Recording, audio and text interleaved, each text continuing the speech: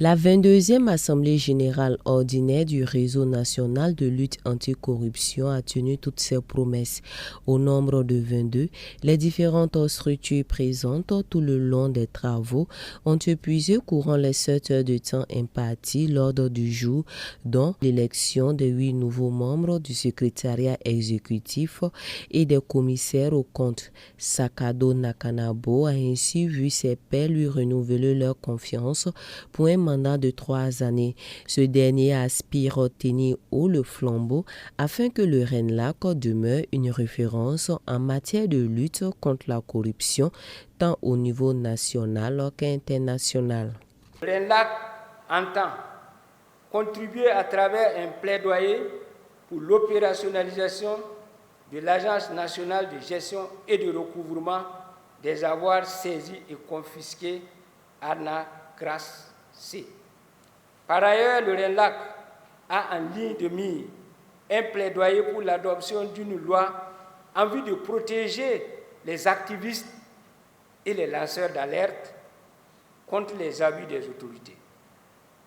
Un tel cadre législatif se révèle aujourd'hui important et nécessaire dans la mesure où l'information est un élément indispensable en matière de lutte contre la corruption.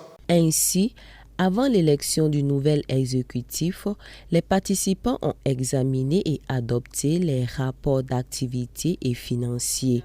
S'agissant de celui financier, il en ressort pour l'année écoulée un financement de plus de 471 millions de francs CFA avec une dépense de plus de 336 millions de francs CFA, soit un solde de plus de 134 millions de francs CFA.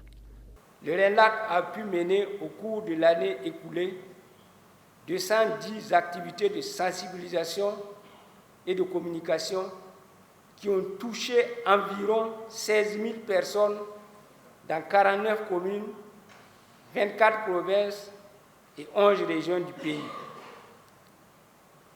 Nos équipes du siège et des comités régionaux anticorruption CRAC ont également enregistré et traité plus de 300 plaintes, dénonciations relatives à la corruption. Le réseau a poursuivi ses actions judiciaires contre la corruption et la malgouvernance. Au total, 34 dossiers judiciaires ont été suivis au cours de l'année 2021, dont 13 qui sont nouveaux. Pour les 3 prochaines années, sous le leadership de Sakado Nakanabo, le RENLAC espère concrétiser ses différents chantiers en cours, dont celui de renforcer son action judiciaire contre l'impunité des crimes économiques à travers la matérialisation du projet intitulé « Tout debout contre les crimes économiques au Burkina Faso ».